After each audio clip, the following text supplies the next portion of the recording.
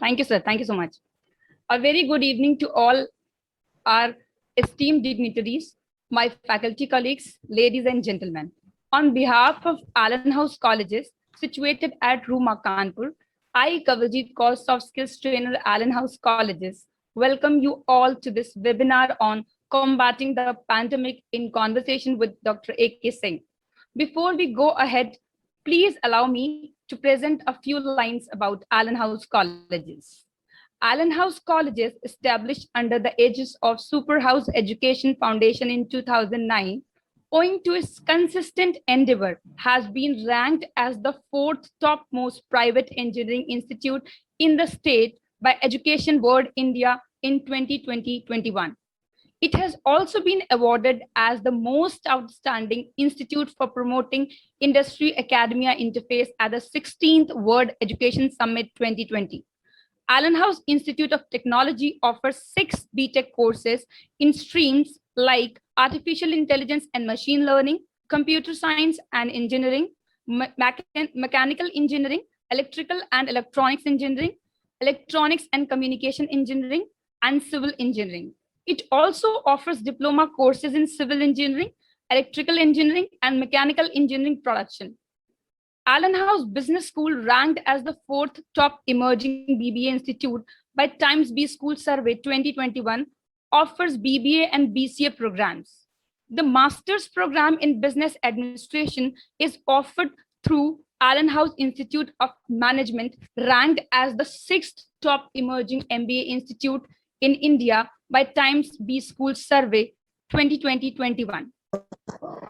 When the nation is calling for closures and lockdowns in response to the COVID-19 crisis, it's understandable that leaders are making health decisions for all of us to keep us away from the life-threatening risks. However, there are details about the spread of the virus that need to be made clear to the public. So, to guide us all and to face this challenging situation, we have invited our expert speaker, Dr. A.K. Singh, who shall be sharing his valuable views on combating with the pandemic. Before I invite our esteemed speaker for today, I would like to welcome Honorable Joint Secretary of Superhouse Education Foundation, Shri Javed Hashmi, Campus Director of Allen House Colleges, Dr. Bhagwan Jagwani, and Director of Allen House Colleges, Dr. Ruby Chawla. I would now like to invite our Honorable Campus Director, Dr. Bhagwan. Sir, over to you. Thank you very much, Madam Kawaljeet. Welcome, sir. It is I'm very glad today.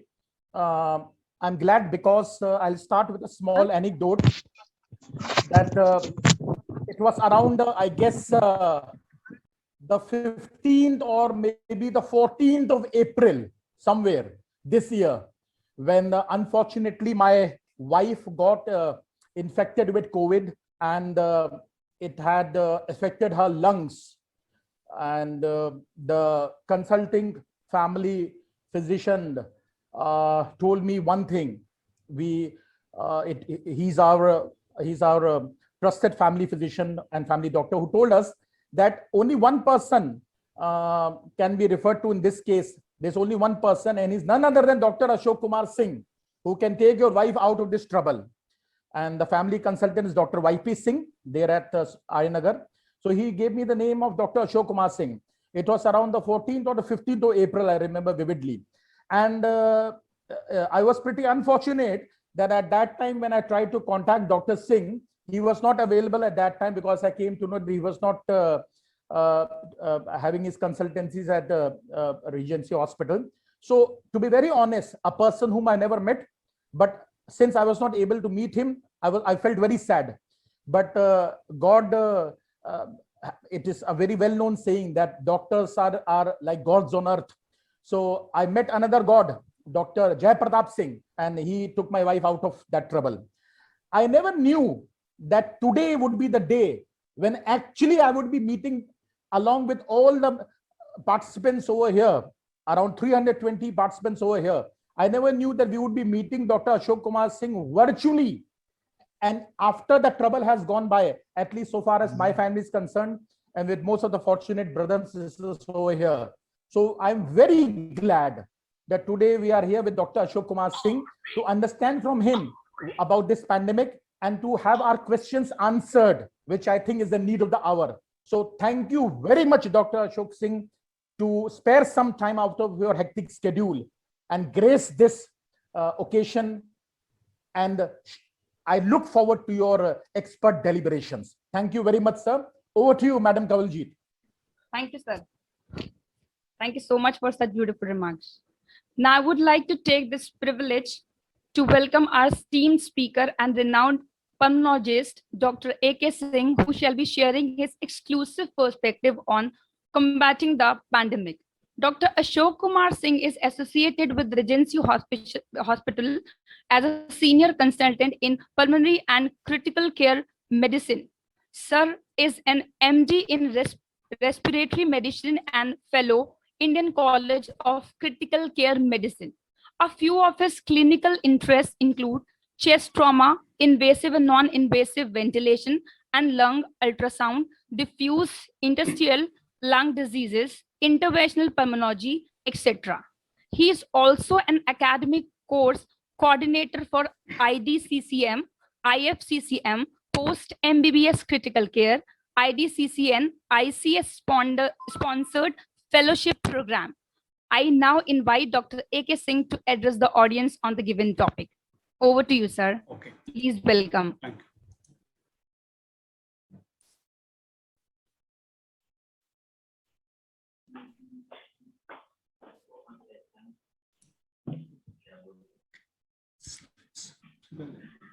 Just 1 minute.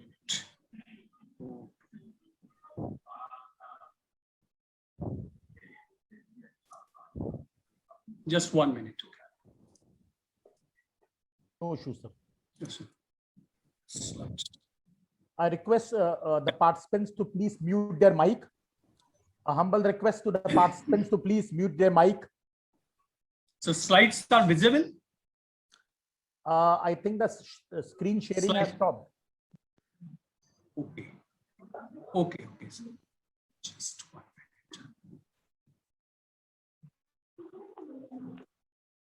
Requesting the participants to please mute their mic. Share.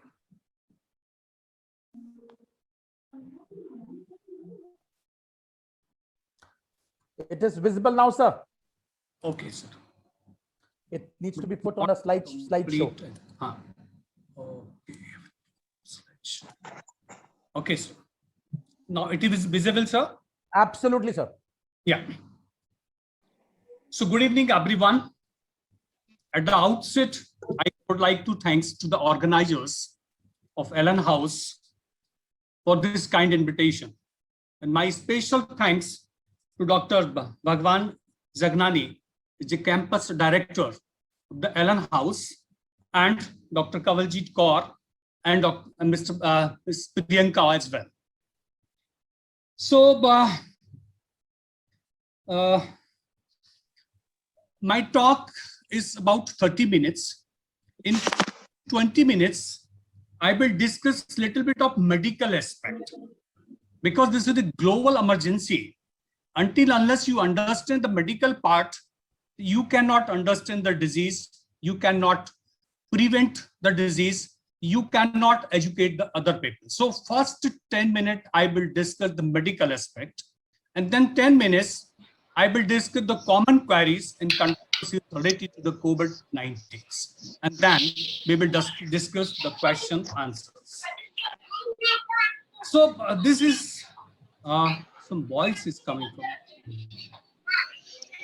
A very humble request to the participants to please mute your mic. Ankur, just keep an eye. Sir, please continue. I'm trying. So this COVID pandemic is a simple influenza virus pandemic. Is not a new one. If you see the past history of pandemics, the same type of the virus has caused a lot of death worldwide. And the most dreaded complication this pandemic was Spanish flu, which was in 1980 to 20. Approximate 100 million deaths has occurred in that time. And this is the this is the most dreadiest epidemic in the human history. And the second pandemic, but the same virus, it was the SARS virus in the 2003, but it was not very big. And third one was the SARS-CoV-2 pandemic. It was Middle East respiratory syndrome in 2020. And now we are facing this COVID-19 from the last 1.5 years, from December 2019. And out of these pandemic, the commonest dreaded complications and the death was maximum in the MERS. About 35% patients who were suffering with this virus, in the same virus influenza, there was the death of about 35% patients. Although in COVID, it is 2 to 6% only. So number of patients are too much, but the deaths are less in this case. So before going to the details, we have to understand the pathophysiological aspect, and I have made it very simple. You see, coronavirus is a simple influenza virus. The name is corona given because the shape is somewhat like in a crown. So it is called as coronavirus. It's a Latin word. And it is very, very simple and RNA virus. So whenever a patient who is infected with the COVID or the coronavirus, then he cough or talk or sneeze, with a lot of viruses are coming from out from the nose and the mouth. The three types of infections, one is the droplet infections and aerosol infections and microdroplet infections. Whenever these particles are coming in the atmosphere and a susceptible person is standing near, about 1 feet or 2 feet, and the most of the droplets, they fell down in the ground and they survived for 6 to 8 hours. But the particles which are present in the air, these particles is inhaled by a person. So when these viral particles reach to your oral cavity and upper part of the nose, you feel little bit of throat irritation. And this is the first sign of COVID, what we call as sore throat. This is the first presentation. And after the few hours, the virus moved to the oropharyngeal area. It is just above this, just behind the tongue. You feel irritation behind the tongue and some irritations just upper part of the respiratory tract infections. You start coughing. So 82% patients, they develop cough, dry cough, and they are not having expectoration, means they are not having sputum. They have just irritation in the throat and persistent hacking up, like this. There is no sputum productions. And a clinician can just after seeing or after hearing the sound of the patient, we can suspect that this particular patient in my OPD rush is because of the COVID, and we always call that patients. So this sign is very, very important. And once the lesion reaches to the lung, and after that, and after 1 day or 2 days, the virus multiply and ultimately go to the lung, where it causes the main damage. Because lung is a very vascular structure, most of the virus, they go to the circulation inside the body. So they develop fever. Sometimes what happens, the patient develop fever first and cough later. But in most of the patients, they have a dry cough first, and second day, they develop fever. So in this pandemic, if your any family members, any relative is having 3 symptoms, throat irritation, dry cough, and 99 to 100 fever for 2-3 days, suspect this patient is suffering with the COVID until proved otherwise. And then when it affects the lung, you see this is the normal lung, this is the affected lung by the coronavirus. You see the fluid-filled lung, that is complete consolidation pneumonia-like picture. Here you can see this is the normal lung. When the lung is involved, there is a shortness of breath. Patient start breathing difficulty. And if the treatments are not given at this time, the many patients, they develop hypoxia, low oxygen. And this is the most lethal, most cardinal symptoms of the COVID. So any patient who is having dry cough, starting with the fever, non-productive cough, and now breathlessness. This is the typical presentation in most of the patients. Although about 20% patients are asymptomatic. They are not having symptoms, but they have the disease. And 10% patients, they are having extrapulmonary symptoms. Somebody is having the loose motion, somebody is having the change of taste, somebody is having the change of smell. But this is the pathophysiology which everyone should understand, that virus enter through the nose, that cause the different type of clinical presentations. Now, everybody's afraid of the lung involvement. So what happened exactly? You see, this is the right lung, this is the left lung. The black means air. This is the normal lung of a person. You see here, this is right lung, this is left lung, and this is trachea, this is the bronchus. So in the normal person, if you take the saturation is near about 98%. This is a normal person. But in early disease, sometimes in third, fourth day of the disease, there is a white patches. The same patient, the white patches in the lung. And this is the time that when the patient start developing breathlessness, difficulty in the breathing, but still the saturations remain near about 94. So 94 saturation is magic number. Before if somebody is having saturation 95, 96, it means the disease is milder. And just by seeing the oxygen saturation, a clinician can suspect how much lung is damaged, because this oxygen saturation is a surrogate marker. In advanced stage, you can see the most of the lungs are destroyed. They are not permanent damage. This is the severe disease. So this is a normal lung. This is the diseased lung in early stage.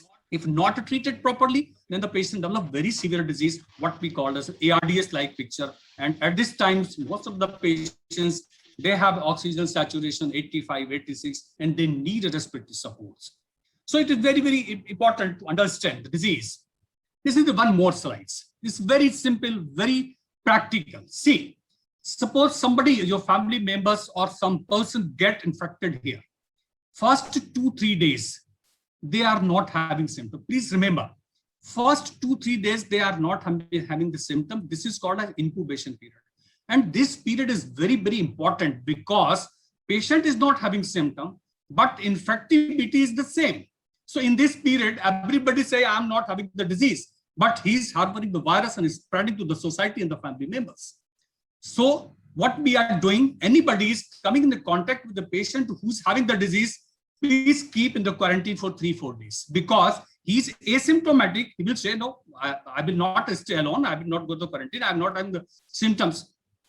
But this incubation period, the symptoms are not present, but person is spreader of the disease, is spreading the infections to the many people.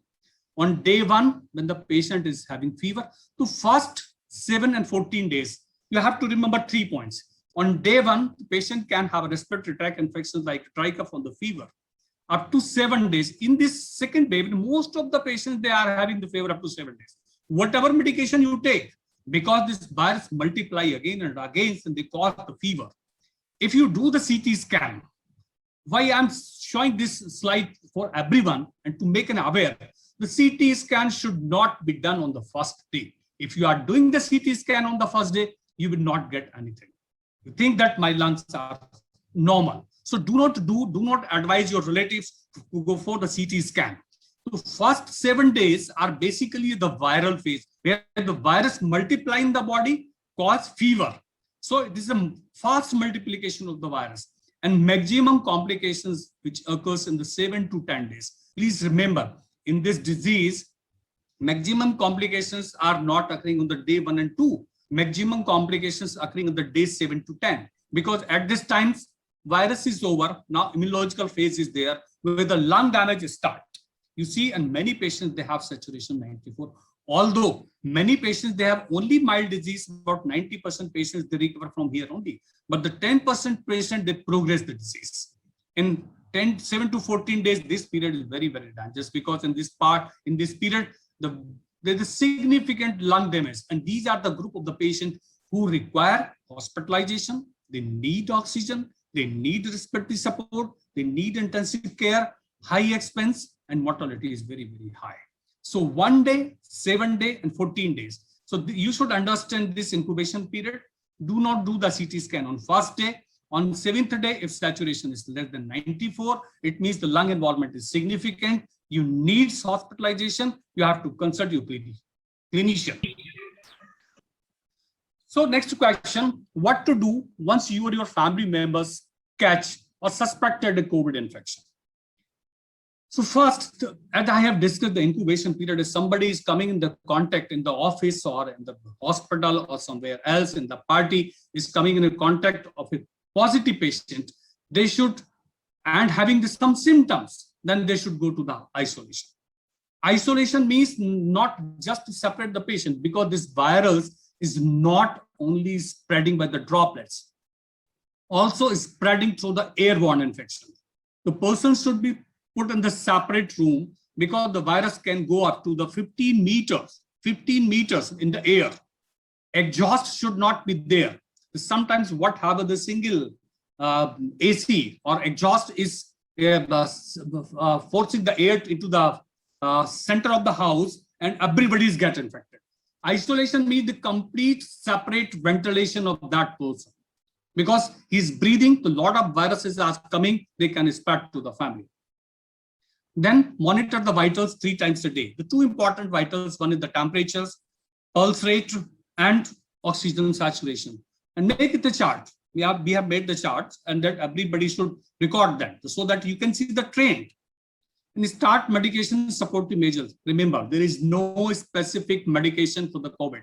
It's just symptomatic treatment. We don't need a lot of medications. If you see in the last 1.5 years, more than 100 types of medication have been tried, but everything is failed.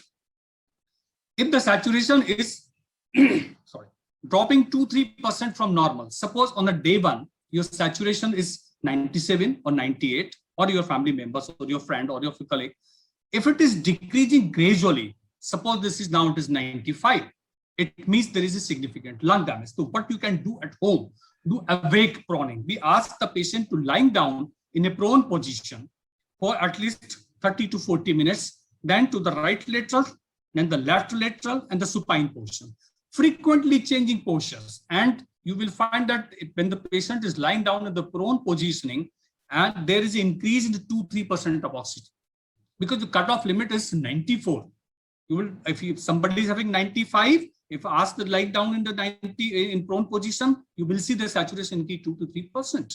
So this is one simple measure which we can practice at home. How to monitor the disease at home? Oxygen saturation, which I have already discussed, 94 at the cutoff limit to the person who is not having the disease. Other disease, like somebody is having bronchial asthma, somebody is having cardiac disease, somebody is having obesity-induced disease, they are already having the lower limit of the oxygen. So this is not for everyone, but most of the patient, 94 saturation at the cutoff limit. Look for the breathlessness and cough, whether it is improving or it is worsening or at the same status. See, the consciousness is very, very important. If somebody become drowsy, then it means there is a brain involvement. And if a patient is comfortable, can walk, just do the 3-minute walk. Put this pulse ox on our finger and start walking. See how much oxygen is going down. If it is more than 3%, suppose you can see in the picture it is 98%. If it is decreasing after 3-minute walk should not be very fast. It means slow walk. If it is 3% decline, it means the lung involvement is there. And you have to measure it every day. It should be done twice a day, which you can practice at your home. And remember, this point is very, very important. What are the warning signs? If somebody is having persistent high-grade fever after the 7 days, it means the virus is persisting and your immunity is weak. You need strict observation, because these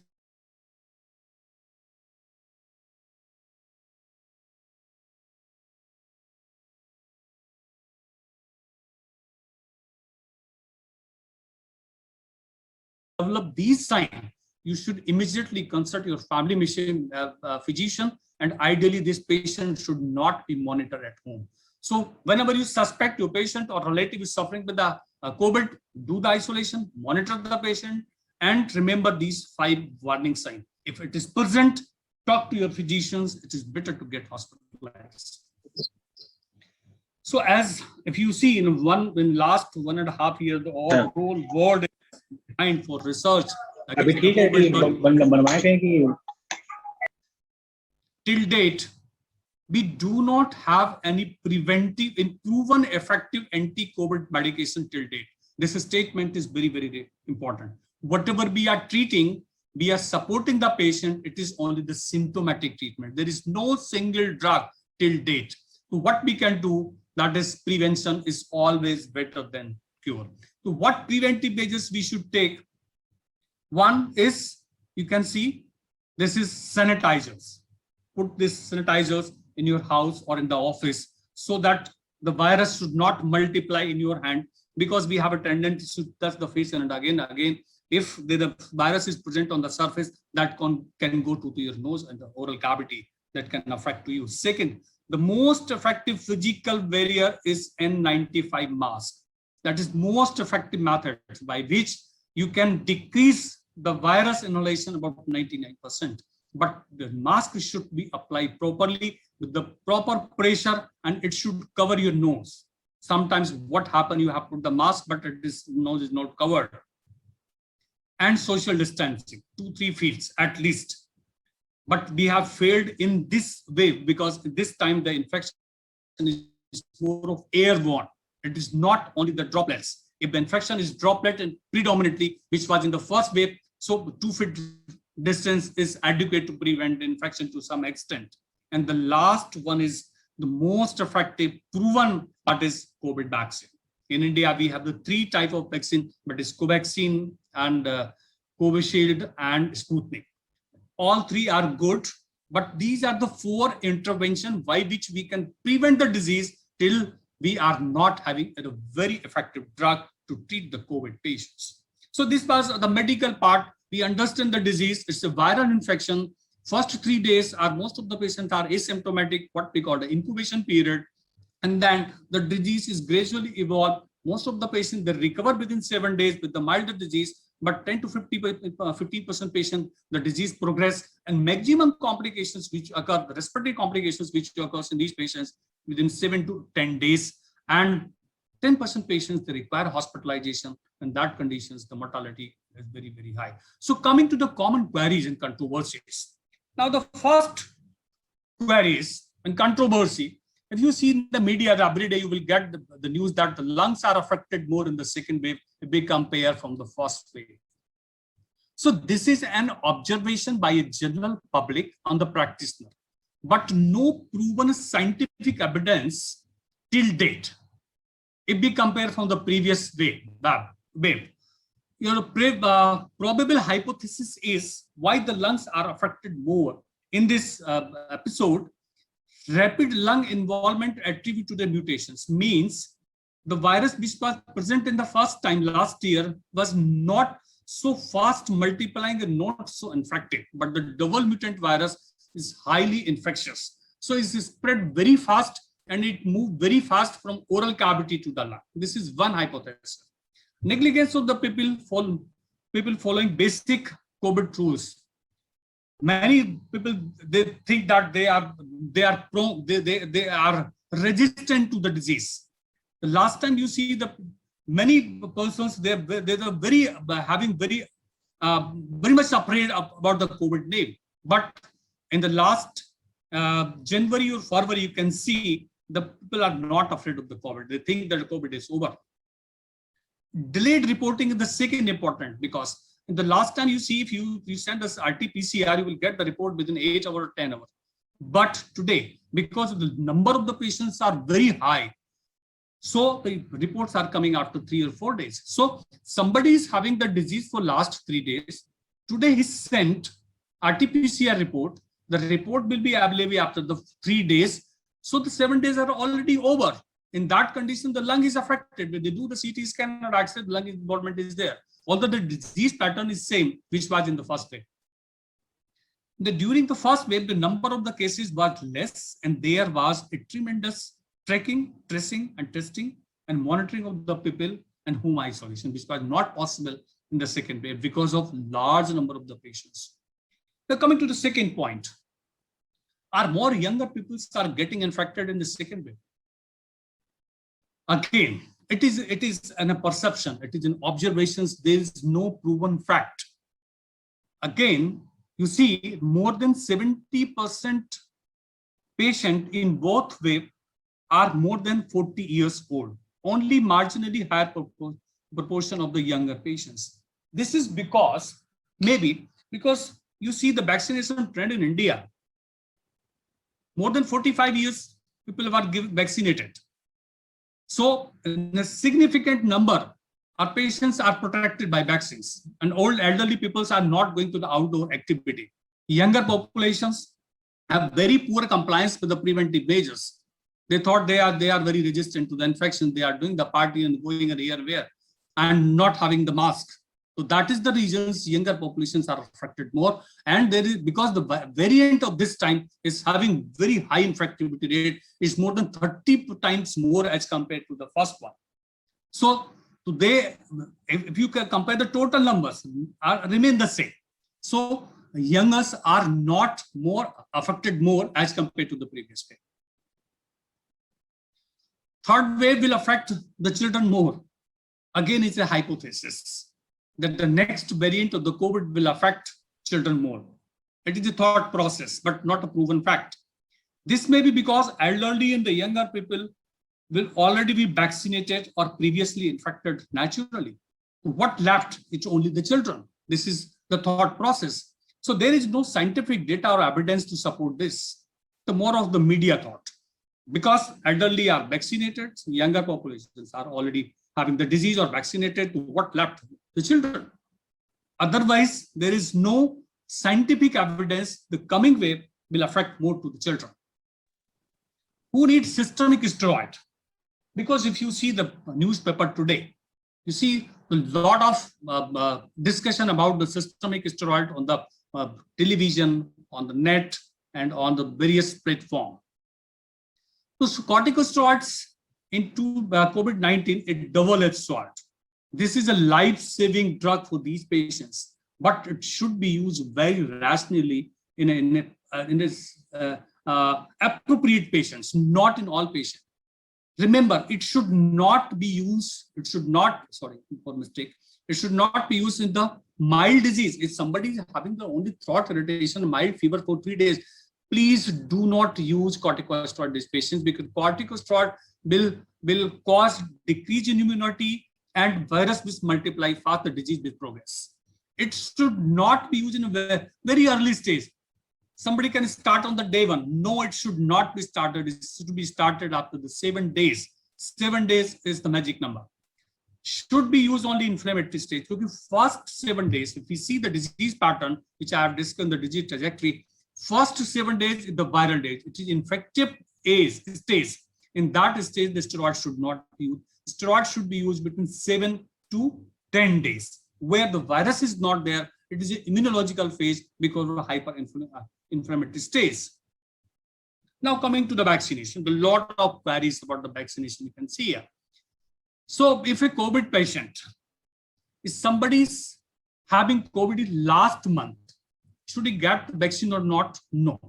The vaccine should be given at least 3 months after the complete recovery of the acute episode. Suppose somebody get COVID last month and he's cured on the 15th of May, he should get the vaccine after 3 months, because up to 3 months, the natural infection is giving the immunity. If the vaccine is given in this period, it will not be effective. Number 2, if a COVID patient receive antibody or plasma, vaccine to be given again after treatment of the discharge. Suppose sometimes we are using IVIG or some other hyperimmune antibodies, and plasma therapy, again, the vaccine should be given after 3 months, 3 to 4 months in the various recommendations, but most of the studies say it is 3 months. If a person is infected of the first dose, suppose somebody has taken the first dose and after 15 days, because protection start after the second dose. So person who's received the first dose can have an equal probability of getting the infection. He got infected, he received infection by the COVID. So the second dose should be given after 3 months of the adequate recovery from the acute stage. It should not be scheduled from the first dose. So again, if a person requires ICU and hospitalization for any other disease, suppose somebody is having some other disease like an appendicitis or malaria or dengue fever, he should not receive the vaccine till the acute illness should be over, and it should be given at least from 4 to 8 weeks. Blood donation can be given after 14 days of the vaccination. or the 14 days after the testing of RT-PCR negative after the COVID illness. So blood donation can be done after the 2 to 3 weeks. Lactating women is recommended to take a vaccine, but again.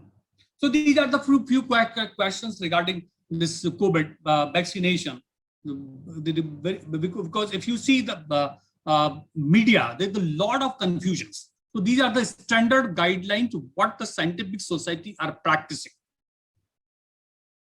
Who should not receive vaccine? This is again important to understand. Anaphylaxis. So suppose somebody has received the first vaccine and there is sudden hypotension or breathlessness and patient needs hospitalization, what we call as anaphylaxis, he should not receive the second dose of the vaccine. If the bleeding disorder is there, very low platelet count, there are various disease, what we call idiopathic thrombocytopenic purpura or DIC, in which the patient have a higher tendency to bleed. In that conditions, we should not give vaccine to. But these diseases are very, very rare disease. Suspected active COVID disease. Suppose your schedule is tomorrow and today night you develop fever. Please do not take the vaccine, because this can be an active disease. If you take the vaccine in this condition, the disease may aggravate. So first rule out, clinically, there is no need for doing the antigen test or RT-PCR, but clinically you should be okay. You should not have fever at least for taking the vaccine. And any severe acute illness. These are the relative contraindications. They should not receive the vaccine. So what are the possible side effects of the vaccine? Because if you see when the vaccine came in India, there was a lot of controversy. Having this much of this vaccine, having this reaction, this vaccine, having this reaction, there's a lot of hesitancy. But hardly there any side effect of the vaccine. So there is no major side effect of the vaccine except some immunological reaction, which is common with all vaccines. Mild fever, you may have headache, you may have myalgia or muscle pain, and that will persist for 2-3 days. So just take the simple paracetamol tablets, and everything will be okay. Very rarely in 10 lakhs population who is vaccinated, we may have one patient may have anaphylaxis and thrombocytopenia, and this is for the just a case report. Otherwise, vaccines are safe in most of the patients, are not having any side effect. There should not be any hesitation for vaccine. So COVID vaccine in children. In some country, the trials are going on. In the US, it is approved now to give the vaccine to the pediatric age group. But in India, we are still waiting for the result. Although the small studies say there is no side effect in the pediatric age group, but we have to wait for the trial result. Only then we can recommend. So this was about the vaccination and controversy and query. So once the patient recovers after 10 to 15 days with the COVID, but the life is not comfortable in some patients, about 10 to 15% patients, the 80% patients, they can live the normal life. There may be trouble ahead, what we call as post-COVID syndrome. Everybody recovered from the COVID, but they are having the symptoms. What are the 3 symptoms which are most common? One is the fatigue. जितना काम हम पहले कर पाते थे अब नहीं कर पाते. We are staying on the second floor. Doctor साहब अब हम चढ़ नहीं पाते हैं ऊपर. So it's a very common complaint in the post-COVID patient, because the virus affects the muscles. Because there's a lot of involvement of the lung, there is a significant breathlessness in most of the patients in post-COVID state. They have a joint pain, chest pain, persistent cough, and low-grade fever. These are the 5 common symptoms which can persist from 3 weeks to 6 weeks when you have completely recovered with the COVID. So this phase is called as post-COVID syndrome, and that can continue up to the 6 weeks. Many patients, you just ask your family member, the friends. Persistent 99 fever. So do not worry about this, because these symptoms will subside spontaneously with a simple measure. Just give the simple paracetamol tablet. If somebody is having the fatigue, increase the nutrition, give some multivitamin, and cough, steam inhalations or some inhalation therapy can be given. No specific therapy is needed for these post-COVID syndromes. But this is very common, and this is very common in second wave. And these times, many patients, they have longer course as compared to the previous one. Now coming the major concern nowadays, in the last 1 week, if you see, all net, TB, newspapers are full of black fungus. Black fungus is a type of fungus what we call as mucormycosis. It's a lethal complication of fungus. Fungus infection can occur any part of the body, but this is lethal complications which occurs in patients with the COVID. So black fungus is a type of fungal infection in immunocompromised patients, because for the protection from the fungal infection, your immunity is the most important warrior. And that barrier is not working because of immunocompromised state that can cause invasion to your body, any part. COVID patients are prone because of number one, it is viral infection. All viral infection cause decrease in the immunity. Number two, uncontrolled diabetes. The glycemia state is going to 300 and 400. Irrational use of steroid, especially in the early stage, higher dose of steroid, not following protocols, and immunosuppressive other drugs and poor nutrition. So these are the 5 factors that make the person prone to develop the fungal infection. And one of the fungal infection is the black fungal infection, it is mucormycosis. That can affect any part of the body. You can see this in abdomen, eye. You can see here, there is the swelling because the fungus is inside. These are the few cases which I'm discussing. This is a pediatric case. You can see this is all fungus. This is in black in color. That's why it is called as black fungus. This can occur in any part of the body. But the commonest in patient of the COVID, there are 2 important parts. One is these are the maxillary sinuses, nose, eyes, and sometimes in the lung as well. So these are the area where we have to look the symptoms of fungal infections. Just ask the patient to open the mouth. Every day we examine these patients. See you can see here there is the black spots over the oral cavity here. So these are the very common sites of the fungal infection. So who is what are the preventive measures? The only preventive measure is strict control of a diabetic status. That is very and most effective methods. And second is rationalized use of a steroid. When should be given, what should be dosed, and when in which patient should be given. This is very important because these are 2 drugs which are responsible for fungus growth inside the body. Early detection and treatment. If you are aware, examine the daily your eyes, oral cavities, and ears. Is there any probability of fungus? Do examinations, consult your physician. Who is at risk? Severe COVID disease patients, not in the milder disease, usually in the severe disease, who require hospitalization. Uncontrolled diabetes, the blood sugar is more than 200 and 300. Irrational use of antibiotic and steroids. These patients are very prone to have. Hospitalized patients, need of respiratory supports. Patients who are in hospital with respiratory supports, like this is a BiPAP machine. Most of the patients on the BiPAP machine, they support the respiratory system by giving the pressure. You see here the HFNC, this is the ventilation. So these are the 3 types of respiratory support which we are giving to the patients who are hospitalized, and these are the patients who are prone to develop fungal infection. Reason is that because all these artificial airways, they cause compromisations of your natural immunity. They are bypassing your normal physical immunity, like in nasal mucosa, oral cavities. It's not affecting only the eyes and nose. Sometimes the lung is also, and this is very lethal.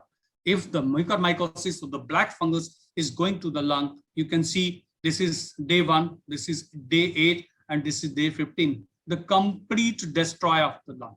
So in this condition, the survival is not possible because most of the medications are not working here. And the fungus is very resistant. And third complications, what we are facing in these patients who suffered from the COVID, now are comfortable at home, but they have the post-COVID pulmonary fibrosis. You can see here the large hole in both the lung. This is complete fibrosis in the lung. 10 to 15% patients who suffered with the severe disease, they have post-COVID pulmonary fibrosis. And these are the patients who need oxygen therapy for the longer periods. And these are the patients who need hospitalization at the time of COVID. And after the 3 and 4 months, they have these type of symptoms. This is very common. We have a large group of the patients who develop the post-COVID fibrosis in the first wave. They are still coming. They are still on oxygen. Pregnancy and COVID. I will take 2-3 minutes more. So pregnant females are equally susceptible to COVID. concern is more because we are dealing with the two lives. That is very, very important. Various studies revealed high incidence of intrauterine death in the mother having the COVID disease. We have seen many patients, and the intrauterine death is quite common. So we should be very, very careful in this period. If pregnant females develop COVID, you should take an opinion of expert. So vaccination in pregnancies is still a topic of debate. Many societies have given the recommendation, but Indian government is still waiting for the results. Small trials are giving the positive result, but we are still waiting for the recommendation. Only then vaccine can be given to the pregnant females. So acknowledge your responsibility as a citizen. Help suffering people. They need your support. We listen every day, very painful stories. And sometimes you start weeping when you see the two childs are coming. Doctor, please save my father, because his grandma and grandfather is expired in the last COVID, and both parents are on the ventilator. It's so painful to understand. Everybody is in pain. So please help the people. They need, if you can do something for them. So many of our friends and relatives have lost their lives and their loved one. We considerate and offer a helping hand. This is the time to do something. Take care of your own mental health. Reach out of the professional help if needed. Do not spread rumor and unrelated.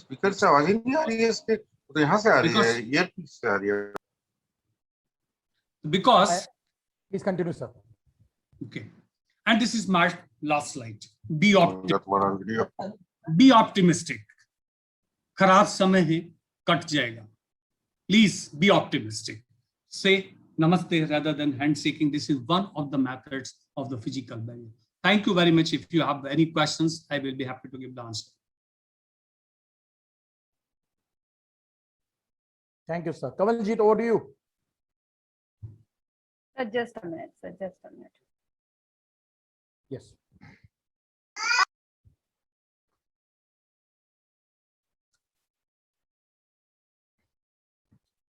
So after listening to Dr. A.K. Singh, I would really like to say that we all are so grateful for giving us such an enriching session. Most of our myths related to COVID, I think it's been removed. That was indeed an intriguing and valuable session, sir. Thank you so much. Now let's move on to the questions and answer session, because our faculty and staff members are eagerly waiting to interact with Dr. Singh. So moving on to the first question, I would like to invite Rashika Shukla ma'am. Ma'am, you are invited for your question. Rashika ma'am, are you there?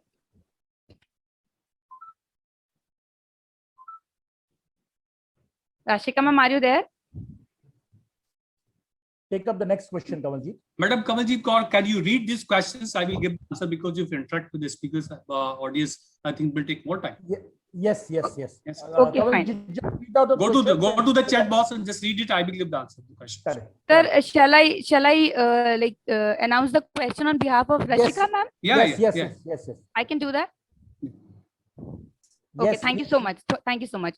Sir, the question that I would like to ask on her behalf is there any relation between prognosis and early onset of loss of taste and smell in COVID, sir? So it's a very, very good question, and it's very practical questions. Because many patients, they have loss of smell and taste, but these two symptoms indicate the disease is primarily confined to the upper airway. If you are not having persistent fever, you are not having respiratory distress, there is no need for any treatment. This will take 5 to 10 days, and this will recover spontaneously. And most of the patients who are having the upper respiratory tract infections, they recover spontaneously within 5 to 10 days. Sir, just a small question related to this. When does taste and smell senses come back? In some patients, it is observed for 5 days. In some patients, 40 days, 45 days. This is very well. Many patients most of the patients they recover within 2 weeks. Most of the patients they recover, and 5 to 10 patients even can persist for 2-3 months. There is no specific timeline, but most of the patients they recover within 2 weeks. And you cannot predict that this patient will recover within 3 days, this patient will recover in 1 week and 2 weeks. It's a spontaneous recovery that depends upon the immune status of the patient. Sir, do you foresee, I mean, it may sound to be a foolish question, but do you foresee maybe a permanent loss of taste or smell? No, I don't think. It is a temporary phase. The duration may be the different, but not the permanent. Thank you, sir. Kamaljeet. Thank you, sir. Thank you so much. Now I would next like to invite Mr. Vikas Kumar with his next question. Kamaljeet, just read out the questions because the guest is running short of time. Take the names and read the questions. Sure. Sir, my next question that I would like to ask is, what kind of diet should we follow for healthy lungs after recovering from COVID? Could you please tell? Yeah, we usually prefer the high protein diet because of the two important reasons. Somebody is having the fever, what we call as hypercatabolic state. In this period, there's a lot of utilization of the protein. So we always prefer to give the high protein diet, not high carbohydrate, because if somebody is taking high carbohydrate, there is a more consumption of oxygen to metabolize the carbohydrate. Second important point, if you give them more carbohydrate, there's the carbon dioxide production. For removing the carbon dioxide productions, the respiratory system need more function, which is already disease. So we always prefer take high protein diet, avoid carbohydrate, not because of this reason. The probability of getting the diabetic in these patients is very high. Whether you have a diabetes or not, but in this period, the probability is very high that you may develop the diabetes. So avoid carbohydrates, take high protein diet. Fine. Thank you so much, sir. Kamaljeet, there's a question by the principal of Allen House Public School, Dr. Icha Prakash.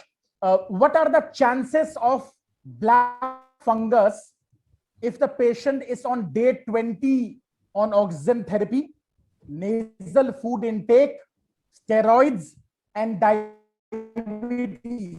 The patient has treatment, BiPAP therapy too.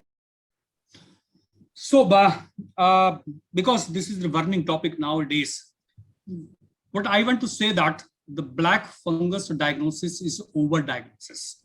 We are diagnosing this disease since many years. So it is not a new disease, but the number of cases has increased. Definitely uncontrolled diabetes and steroid and BiPAP therapy, they make patient prone to develop black fungus, but it's not necessary. It is less than 0.1% possibility that person will develop the black fungus or mucormycosis infection. If your diabetes is controlled, no problem. If your steroid is minimum, no problem. And you BiPAP, you are using intermittently, you are cleaning the oral cavity, you are taking care of local hygiene, the probability is very, very less. So what I will recommend to you, if your patient is having diabetes, is taking steroid, is taking the BiPAP. Try to stop the steroid as early as possible. Number one, keep very tight control of the diabetes and try to clean your local area where the BiPAP is applied, like the oral cavity and the nasal mucosa. That's very, very important. So probability is getting not more than 1%. If you control everything, it is near about nil. It is overdiagnosed disease. Thank you so much, sir. Sir, shall I proceed with my next question? Yeah.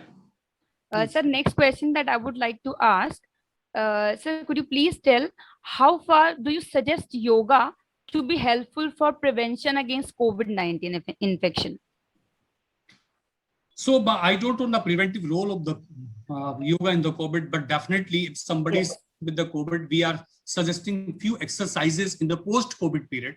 But remember, if somebody is having moderate to severe disease, they should not do very heavy exercise. They should do the very mild exercise like Anuloma and this deep breathing, slow exercise. How much it is having the preventive role, I don't think. Medically it is not proved, because Virus infection is the virus infection, whether you are healthy or the disease. If the virus is going, it is affected. Lung will be affected. Definitely in the rehabilitation period, in the post-COVID periods, yoga is helpful, but not very heavy exercises. Okay, sir. Thank you so much. Now I would like to invite one of my faculties, Mrs. Priyanka Antarvedi, ma'am. She would like to ask a question. Priyanka, ma'am, over to you. Good evening, sir. Sir, a simple question that I would like to put over here. Like if a family has, most of the members of the family have suffered from COVID and they were confined to their home, till what time can they pass on this infection to an outsider? And is there a possibility of recontracting the infection? So you have the two questions. Somebody is having the COVID and when they become non-infectious, number one. Most of the patients, they become non-infectious in the 10 days. This is the government guideline. But what we practice, many patients, they become febrile after the 5 days. And it is sad that when the fever is not there, the virus is not there. So we make a rule, if anybody is having no fever, which is a febrile state, and after 48 hours, they can break their isolation. And second thing, reinfection, the probability of getting the reinfection is very less, but many cases have been reported. Even after they be taking the 2 vaccines, the probability is there that you may get infection, but the disease severity is very less, virtually nil. Thank you so much, sir. Kaval, there are 2 questions in the chat box. I would like to ask those 2 questions. Yeah, ma'am, sure. It is from Pragya. She wants to know that when her mother was suffering from COVID, they were all given ivermectin and precautionary medicine. What was the reason behind this? This is the first question. Actually, if you see the guideline, ICMR guidelines, they are changing every month. If you see the last year guidelines, everybody is getting ivermectin, HCQS, but and after the 6 month or 8 month trial, it has been found these drugs are not working at all. But some government like the UP government is giving ivermectin to the patient as well as to the contact. They are giving 1 day therapy, 3 day therapy, or to the patients for 3 to 5 days therapy. But scientifically, it is proved that all drugs are not having any impact on the disease course. All right, so there's another question from Pragya. She says that her mother's RT-PCR as well as rapid antigen was negative, but was diagnosed with moderate infection in CT chest and high blood markers. What can be the possible reason? If you see the disease trajectory, which I have shown in my presentations, 1 day, 7 days, and 14 days. So many patients, they have a minimal symptom 1 to 7 days, and that is the viral phase. If you do the RT-PCR in this period, only the RT-PCR antigen will be positive. But after 5 to 7 days, if you do the RT-PCR or antigen, this will be negative. This is a very common problem. But the patient is having the breathlessness and low oxygen. If you do the CT scan, you will get a lot of inflammatory markers. Patches are there, pneumonias are there. So these pneumonias in the lung is not because of the viral infection. This is an immunological reaction.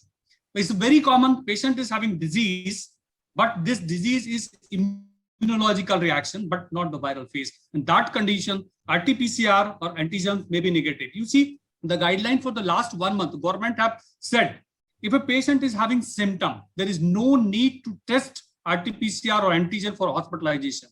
If CT is saying the disease is there, patient is symptomatic, you admit the patient or manage the patient. Because that part is already over. The viral phase is already over. So you can detect viral only in the first 7 days. Sir, any inputs of yours on the variation in the pulse rate pre-COVID and post-COVID? For example, one of the cases, Madam Shilpa Arora is there asking that after her husband recovered from COVID, the pulse rate is 137. Is it a post-COVID symptom? Or yeah, this is post-COVID syndrome. Is a very common presentation. Very common presentation. And this we have learned from the second wave, not in the first wave. Many patients, they have pulse rate 100, 110, 100, 110. And this is because of slow going inflammation inside the body, because all body structures are affected. The disease is not there, but inflammatory markers are there. If you do the the CRP level, you will get 2.3, 5.3, just borderline raise. That indicate the inflammation is going on. And there is no need for treating these tachycardia, these increase in heart rate. Just to do the deep breathing, mild exercise, increase fluid intake, or temperature is this, take a simple paracetamol. No need to treat this increased heart rate, but this is very, very common. Sir, any post-COVID medical tests do you prescribe from time to time? No need. If somebody is asymptomatic, is not having any comorbid condition, and symptoms are minimum, which we know that somebody can have the fever, somebody can have tachycardia, somebody can have joint pain. It is expected. So there is no need. But if somebody is already having some other comorbidity, they need like a D-dimer, or somebody having the respiratory disease previously, they need X-ray and all these things, but not the CT scan. Otherwise, there is no need of investigation in post-COVID period if the patient is not having significant clinical symptoms. No need. And sir, what would be your expert answer on pre-vaccination test to be conducted if after the first dose of vaccination somebody has contracted COVID? If somebody has received the first dose, he's going for the second dose. There is no need for the test. There is no need for the test. Only test should be done in a person who is having fever. Because if having the fever, it may not be because of the COVID, maybe something else. But during fever, the immunological reactions are there. Ideally, should not be given. But the guidelines do not recommend RT-PCR or antigen test before the second dose. But vaccine should not be given. You can hold for 1 week or 2 weeks. Your expert opinion on cocktail vaccination, sir, just like the European countries are researching on it. Yeah, but they are promoting the 2 monoclonal antibody, which was given to US President, Dr. Trump, Mr. Trump. So this is called as cocktail monoclonal antibody. But the limitation is that the drug are quite costly and they are not game changers. They should be given in a patient who is suffering with a mild to moderate disease, but not in the severe disease. If you see retrospectively, more than 90% patients with the mild to moderate disease, they recover spontaneously by symptomatic treatment. Why to give this costly drug in this group of the patient? We need a drug to that group where the deaths are there, the mortality is there, the patient is going on the ventilator. Till date, there is no trial, no drug which is effective on that group of the patients. If somebody is having minimum symptoms, why to give these drugs? And they are very costly. They are saying if we use this cocktail therapy, the probability of getting cure is 5 days prior to the, if we could take from the control group. So one question before I hand over the dice to Kamaljeet Kaur. There's a question by one of the participants. What kind of water we should use in the oxygen concentrator and through oxygen cylinder? Any specific kind of water that we need to use? It's a very practical question. It should be, because oxygen concentrator is one source of infection that directly inoculate the virus or bacteria from a concentrator to the lung. And that condition should be clean regularly, boiled water. After cooling, that should be placed only in the chamber. It should be changed every day. This is very practical, very important question. Thank you, Dr. Richa, for asking this question. Over to you, Kamaljeet. If you could request the expert for 1 or 2 more questions, otherwise we need to respect his tight schedule. No problems. We can go for the 10 to 15 minutes more. Kamaljeet, please go on. Let us utilize this opportunity to the maximum benefit of all our brothers and sisters of the Allen House family. Sure, sir. So, sir, anybody else who would like to ask question? Do you have any questions remaining? There is one. No, sir, I don't have. There is one Okay. question in the chat box which I would like to ask. Please. Deepti Mishra wants to know that is this vaccine safe for person who's suffering from liver cirrhosis? It can be given. It can be given. Basically, these vaccines is more important for immunocompromised patients, like somebody having the end-stage renal disease, end-stage liver disease. These are the patients should be given the vaccine. should be given. There is no contraindication for giving these patients. And there's another question. Shubhra wants to know that she's recovered from COVID, but still her nose is blocked. So is it normal? So some patients, they have persistent nasal allergy, which is aggravated by the COVID. In that condition, they can take the simple anti-allergic drug. There is no need to investigate that. Simple anti-allergic. All right. So there's another question from Saurabh Shukla. He wants to know that how long should steroids be taken? Yeah, this is really very important questions. The two important part, what should be the dose? What should be the duration? This is the fixed protocol, and that should be advised only by the experts, because nowadays, whatever the black fungus we are seeing in the patients where the irrational use of steroid is there. So few points to remember. Steroids should not be given in the milder disease, number one. Number two, it should not be given in the first 7 days, because that part is the viral phase. The virus is actively multiplying. And steroids should be given 7 to 10 days. After 7 to 10 days of the disease where the patient is symptomatic and low oxygen is there. Otherwise, the steroid should not be given. Suppose we have advised the steroid, that should be given 1 to 2 weeks for decreasing steps. Suppose first 3 days, 40 milligram, then 30 milligram, 20 milligram. This should be the protocol, but not for more than 2 weeks. There is no recommendations. I have seen the many patients who are taking the steroid for last 3 months. Why they are taking, I don't know. And that is the reason why we are having a lot of fungal infections. Thank you, sir. Sir, there's one more question. So there's a question. Yeah, ma'am, please continue. Please continue. If a person has suffered from very mild infection, can he get vaccinated after a month?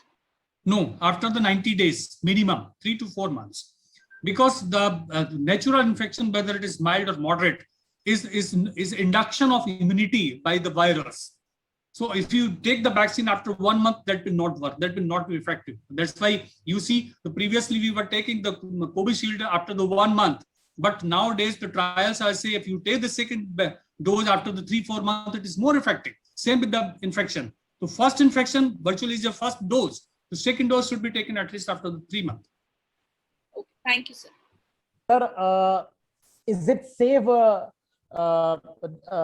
safe to have the vaccine if suppose any person is suffering from any sort of skin problem or anything of that sort? It's very safe. There is no absolute contraindication of vaccine in this group. Okay. And one of our faculties, Madam Monica Shrestha, she has a question, and I understand that her father is still admitted into the hospital. She has a specific question, sir. Yeah. What is the use of thiazome alpha dose, and for how many days? Basically, all are the experimental drugs. There is no recommendations. They should not be used routinely. These drugs are basically by the pharma company promoters. So there is no recommendations.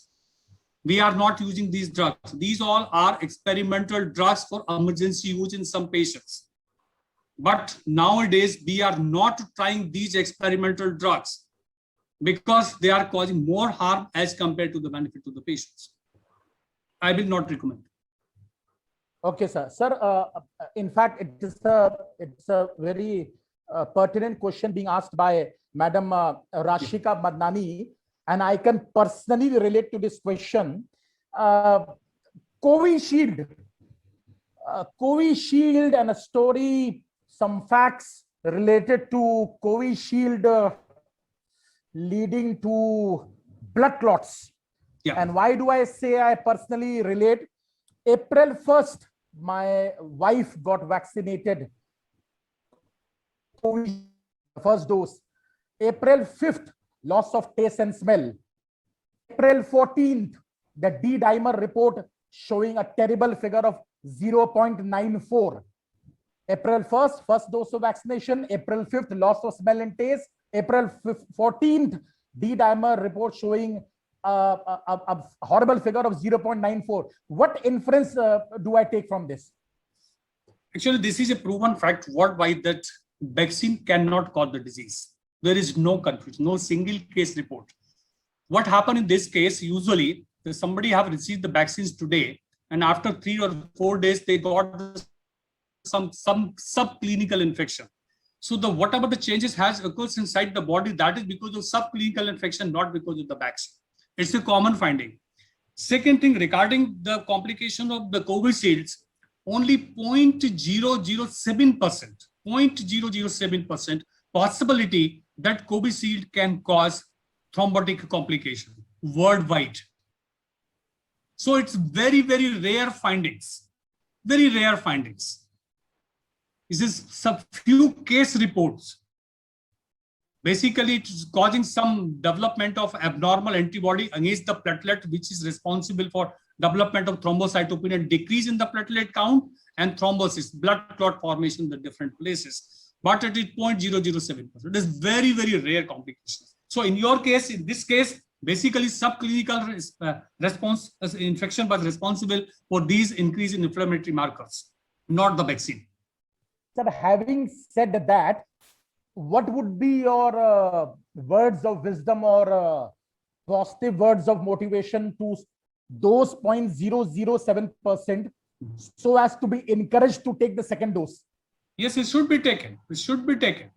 The vaccine first dose is not preventive. It's just induce, it's just introduce the body that this is the virus which can come in the future, but it's not preventive. Only the second dose, where the titer of antibodies are very, very high, and virtually the protectivity in case of Covishield is more than 90%. Suppose there are the cases reported that you can get the infection like Dr. K.K. Agarwal. He received both the doses, and even then he got the infection because he's having multiple comorbidity. So you can get the infection after the second dose even, but its disease severity will be very, very mild. Very, very mild.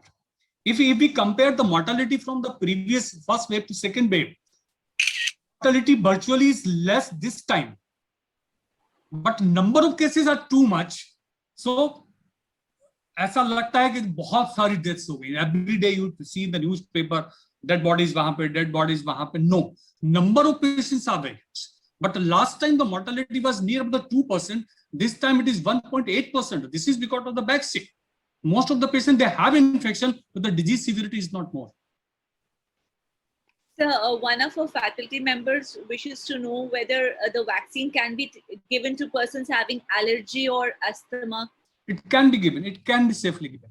And if somebody is having medicine for epilepsy disease? They can take.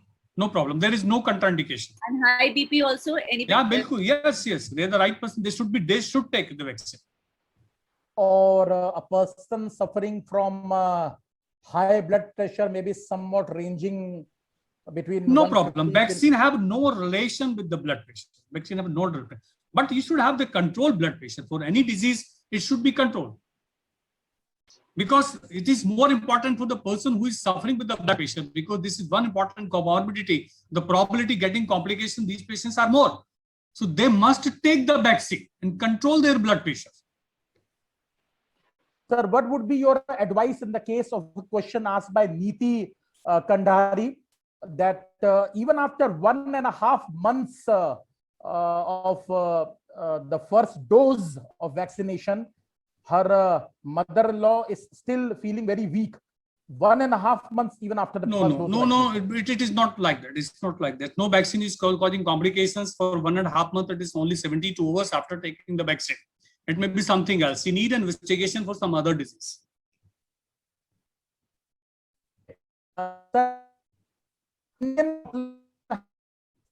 Had a fascination towards foreign manufactured products and foreign goods. So what would be your take on Sputnik in contrast to Covaxin or Covishield?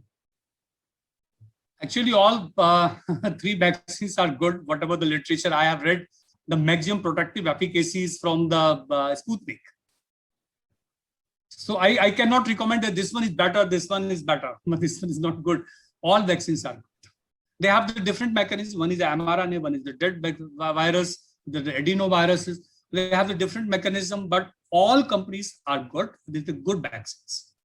Sir, around 300 participants are seriously looking forward to your good pieces of advice, and we do acknowledge the fact that all the 3 vaccines are good. It was just one observation that I noticed amongst the Indian population. Okay, I think we'll take one or two last questions, sir. Yeah, no problem. Yeah. So yes, the third wave. You did mention in your presentation about the myth revolving around the third wave and children, but we as parents, we are really concerned in spite of the fact that you tried to clear that thing. Anything that we could do in order to protect our children, particularly those who are below 18, till the time they're allowed to get vaccinated? Anything that you would like to say? Two things are important. First of all, you vaccinate your all family members, because the children are not going to the market. You are the carrier. If you are not having the carrier, you are not infecting the other people. You will not take the infection from outside to inside. So first, you vaccinate your. But I think within 2-3 months, we will have the result of the large trial. If the vaccine is available, give to the children. Give to the children. That's the only preventive measures which we can do that. Thank you very much, sir. And request the Joint Secretary of Superhouse Education Foundation, Shri Javed Hashmi ji. Sir, Shri Javed Hashmi is the Joint Secretary of the Superhouse Education Foundation that runs colleges and the chain of Allen House public schools and Delhi public schools. He has a question as a participant. He too has a question to be asked to one of the leading.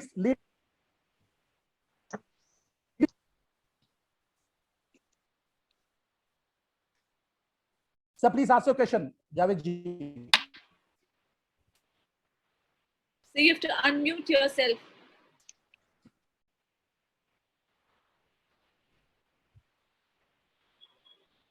Sir, please unmute yourself.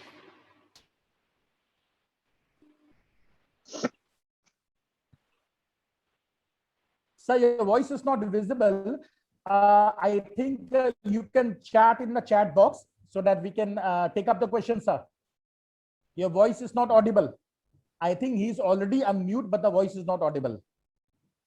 And after sir's question, we'll take a last question. And Dr. Singh, you would permit me, you will permit all the modesty and the honesty behind the last question with which I would like this session to end. But I'll be just waiting for Javed Saab to answer. And let me tell you, sir, last year this disease was new, literature was new, and we were less worried. This year the disease is 1 year old, at least in our context. Literature is huge, but lots of literature leads to confusion. So that is the reason why such sessions are extremely important as an hour. Definitely. Yeah, and I absolutely agree. To be very honest, sir, to be very honest, I still cannot believe how a person like you could find some time, thanks to the faculty coordinator who made this possible. And let us see. Sir, the question has come up. The question has come up by Shri Javed Hashmi ji. What precautions should be taken after the first dose of vaccination? So, thank you, sir, for asking the question. So it's a very common questions and very common mistake that everybody thinks I have taken the first vaccine, I am immune. So first vaccine is just an introduction of a virus to the body. Is not giving any protection to you. The protection come after the second dose of the vaccine, even 15 days after the second dose of vaccine. So whatever the preventive measures you are taking before the first dose, take the same preventive measure after the second dose. What are the measures? One is social distancing, proper use of the mask that should be applied. And third is use of sanitizers. These are the 3 things which you can practice. So what I will again emphasize, the first dose is not preventive dose. It is just an introduction of the virus in your body. Second dose is preventive. Thank you so much, sir. Thank you. Thank you so much. Thank you, sir. Thank you.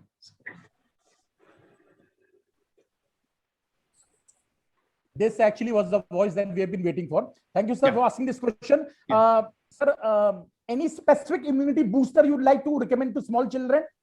Any No, specific immunity booster? not at all. Not at all. So Increase any exercise, increase physical exercise of the kids and decrease the screen time of the kids.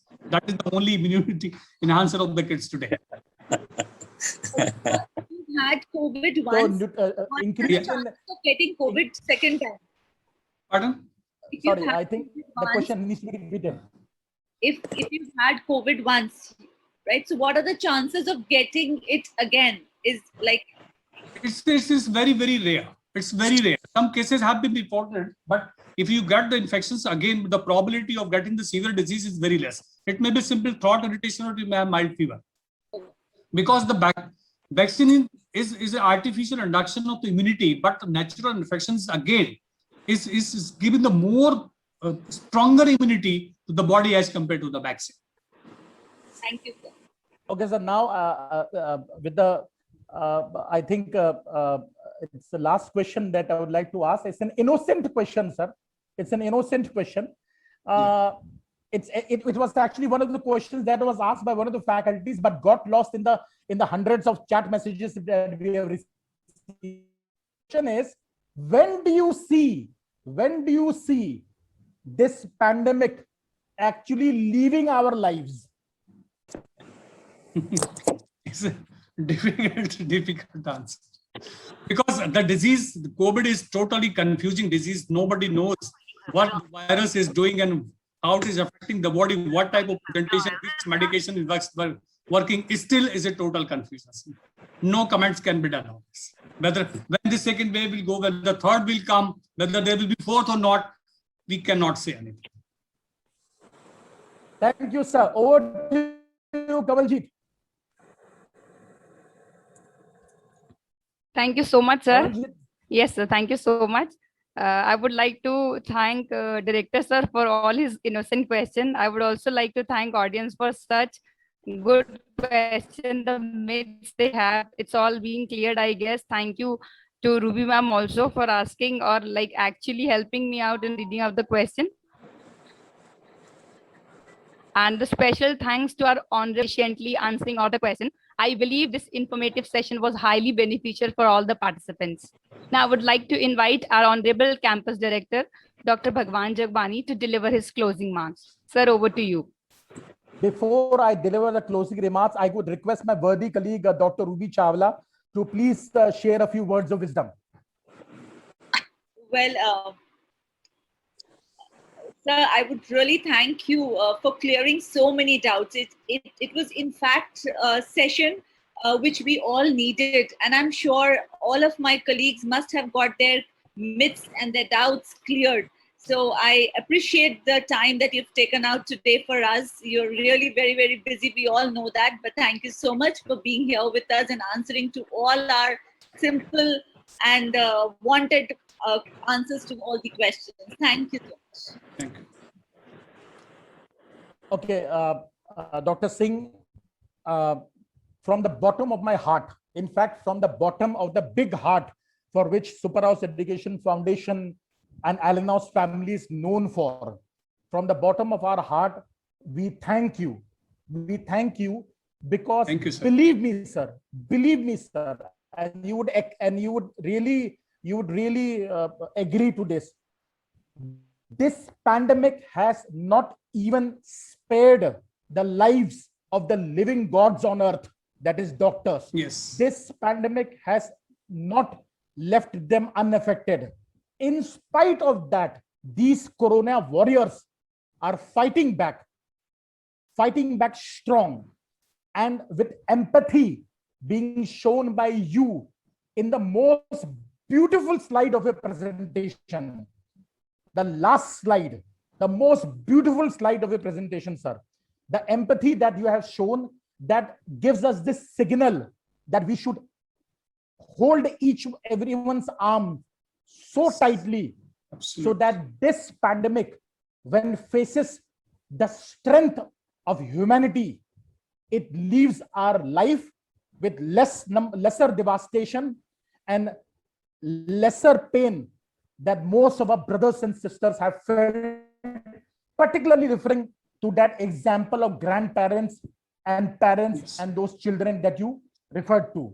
Thank you very much, Dr. Singh. It seems as if it would be difficult to contact you for an OPD, and it was so simple for us to gain through your words of wisdom through this virtual interaction. And let me give you some statistics, sir. Around 300 participants participated. Most of them have asked their questions. There are still some questions unanswered. My apologies to all the participants, but we will try to take up those questions individually with Dr. Singh.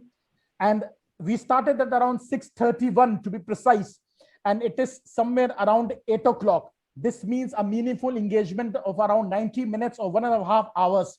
Sir, a doctor's time of 1.5 hours can serve so much of purpose we never thought in our life. Thank you very much for for this longest ever virtual OPD given by you to various problems posed by us. Thank you very much on behalf of Allen House Colleges. Thank you very much, sir. Over to you, Kamaljeet. Thank you so much, sir. As we come to the end of this webinar, I would like to express my gratitude to our venerable speaker, Dr. A.K. Singh, for his valuable inputs. I'm sure that we all shall be keeping in consideration the highlights of the topic discussed by sir today. I would also like to extend my gratitude to Honorable President of Super House Education Foundation, Shri Mukhtarul Amin, Joint Secretary of Super House Education Foundation, Shri Javed Hashmi, Campus Director of Allen House Colleges, Dr. Bhagwan Jagwani, and Director of Allen House Colleges, Dr. Ruby Chawla, for their ineffable support throughout to make this webinar an enriching experience for all. And my special regards and thanks to all the members of Allen House Public School and Delhi Public School for their valuable presence over here. Thank you so much. I also thank my colleagues from IT department for their support. I wish to convey my thanks to my faculty and staff colleagues also, along with everyone who is present over here for their zealous participation. At the end, I would like to thank everyone on behalf of Allen House Colleges for their valuable presence. Take care and stay safe. Thank you. Thank you very much, sir. We look Thank you. forward to meet again some other day, some other time. Anytime, sir. Anytime. Thank you, sir. Thank you.